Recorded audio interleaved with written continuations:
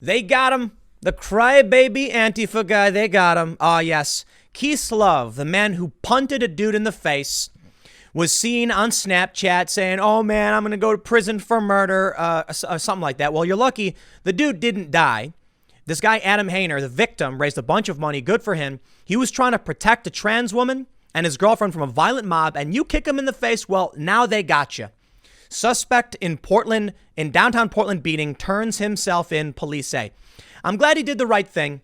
Maybe this should be a wake-up call to all of these lunatics, for what they're about what they're doing and why they need to stop. However, many people are saying they're just going to let him go, and that's a scary possibility. But I think this crime is too much. Look, when they go around wearing all black and they struggle to identify them and they claim the police, don't really have the evidence they need, they let him go.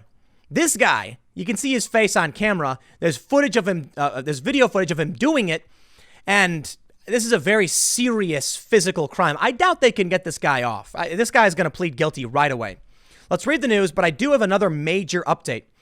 All federal buildings close in Portland amid threat. Yes, apparently this wasn't enough to let people know to stop. Things are still escalating, but we have some other good news as well.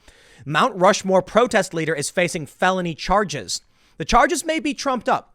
I want to make sure I'm being fair about this, but more of these people who are engaging in this violence are getting charged. Here's the first story from Oregon Live. A man suspected in a downtown beating that left a man bloody and unconscious in the street after he crashed a truck during a confrontation that unfolded near a downtown Portland demonstration is now in custody. Marquise Love, 25, turned himself in and was booked into the Multnomah County Detention Center on Friday morning. According to Portland police, he's accused of felony assault, coercion, and rioting, and is being held on $260,000 bail. Please do not let this guy go. Come on, man. Of all the people you're going to release, this is the guy you don't, okay? Love is suspected in a Sunday incident where several people kicked, punched, and pushed a man, Adam Hayner, to the ground after his white Ford slammed into a light pole near Southwest Broadway and Taylor Street. Yeah, there's video of him doing it.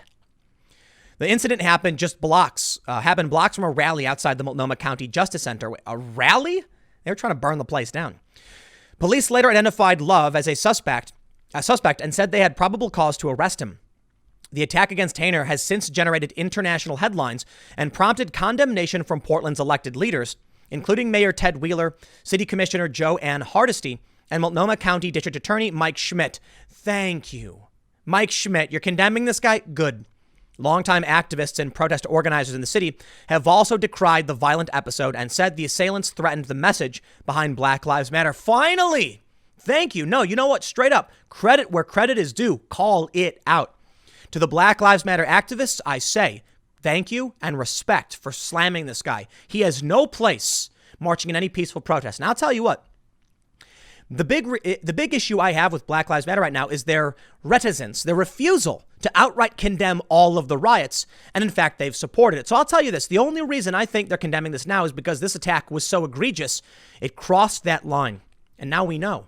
You see, they wouldn't condemn all the other violence. They won't take responsibility for the 30 people who have died so far in their riots. But this on video, like the Andy Ngo incident, has forced a reckoning.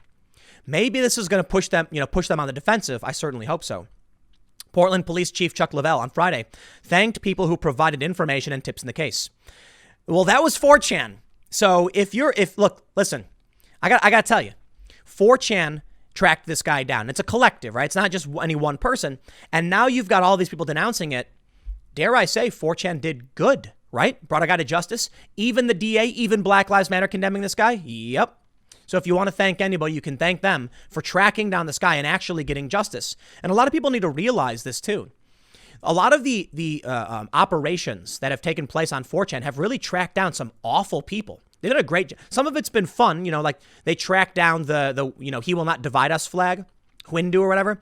But they've also tracked down people who've abused animals. And now, because of 4chan, they've caught this guy. Yeah, credit where credit is due, huh? Well, now we're hearing that the federal buildings are being closed because someone threatened to drive a van full of explosives, they say. A source with knowledge of the situation said federal authorities received a threat that a vehicle filled with explosives would hit a federal building. It's not clear if a specific building was named. The source also said the downtown Standard Insurance and Standard Plaza buildings were being evacuated Friday morning. The FBI said it was investigating the credibility of the threat. The agency said it would notify the public if investigators developed information indicating a credible threat. The FBI is asking for tips if anyone knows what's going on. The bankruptcy court said its lobby was inaccessible Friday, but all its services would continue to operate remotely. Hearings at the Hatfield courthouse that were set for Friday will be rescheduled. Yes, while all of this insanity and rioting has been going on, apparently the buildings are still being used. How insane is all of this? Now, already we're seeing far leftists argue that this is a false flag attack by the right. Nah, I'm sorry, I don't play these games. You've got feds inside. I'll tell you what I think is most likely. Far leftists are nuts, have been inciting violence, have been physically attacking people for 85 nights. And one of them said, I know how to shut it down. I'll do, well, they decided to call in a threat. I'll put it that way. I'm not going to get that one pulled out of context. So no, I don't think there's a grand conspiracy. I think the far left has gone insane. The Democrats have embraced it. And you reap what you sow. Oh, no. Now you're all worried because the extremists that you've entertained are being emboldened by your activities on the ground. Yeah, well, this one's on you, not anybody else. Now, over at Mount Rushmore, we're hearing the Rapid City, the leader of a July 3rd protest before President Trump's visit to Mount Rushmore, is facing added charges that bring his potential prison sentence to 17 years. Like I said before, man. The hammer is being dropped. Okay, the cops, the DAs in many of these places, not Portland, they're not messing around. Got a Virginia state senator, a Democrat, charged with 2 felonies. The federal government is certainly going to start going after people too, but check it out. Pennington County prosecutors have added a felony and misdemeanor charge to their case against Nick Tilson, who helped lead a demonstration that blocked a road leading to Mount Rushmore, the Rapid City Journal reported. He had already been charged with 2 felonies and 3 misdemeanors. Law enforcement officers, including the South Dakota National Guard, confronted the protesters after they used vans to form a blockade to call for the Black Hills to be returned to the Lakota people. As law enforcement officers advanced on the blockade, protesters scuffled with the officers and took one of their shields. Tilson is charged with assault and robbery for allegedly attacking a law enforcement officer and stealing the shield. The new charges stem from his alleged assault of a Pennington County Sheriff's Office detective.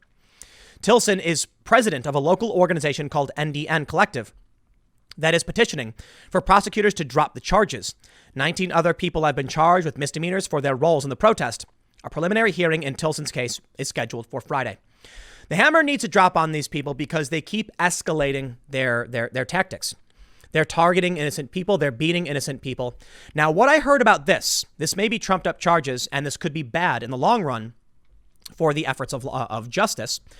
What I heard is that there's a video where this dude is pushed by a cop and he grabs the shield as he's being pushed and then pulls it out of the cop's hands. And that was it. If that's the case, I think it's silly to try and tack on a felony and misdemeanor charge for robbery. Like robbery? Okay. Assault on an officer, maybe. If they're refusing to disperse and the cop shoves him and he grabs the cop, you're going to be in trouble. But I ultimately don't think, I would never let these people go like they do in Portland. But I think we gotta make sure that we're charging people appropriately, because I'll tell you what's going to happen. Now, this is South Dakota, mind you. They might just lock them up and throw away the key because they're, Republican, they're pro-Trump. But you want to make sure the charges are appropriate. This guy is protesting, gets a little physical. I'm not sure 17 years in prison, based on what they're saying, makes the most sense. But I got to admit, I don't know the full details. I will say innocent until proven guilty, but we need to make sure people who engage in violence are held accountable. I'm now going to throw it to this story here. Students for Trump tweeted, outside the DNC convention tonight, radical leftists attacked a 7-year-old boy. Why? Because he was simply showing his support for President Donald Trump. Truly shameful. In this video, which now has nearly 2 million views, there is a little boy and these 2 women snatch his MAGA hat and storm off. And it's just basically them stealing stuff, attacking this crowd. This group of people who are, I guess they were eating on a patio. And then they throw the hat over a fence. These people are emboldened because they keep getting away with it. We cannot stand for this, okay? They need to be charged. You can't just go around attacking people and stealing from them, whether it's a little kid or otherwise. But this shows you that they are not above attacking and stealing from children. Now, in the video, the mom tells her 7-year-old son, go get your hat back. And that's maybe a little bit over the top. Ultimately, a dude steps in, says, give me the stuff back, and they throw it over a fence. These people are on video, and they need to be charged as well.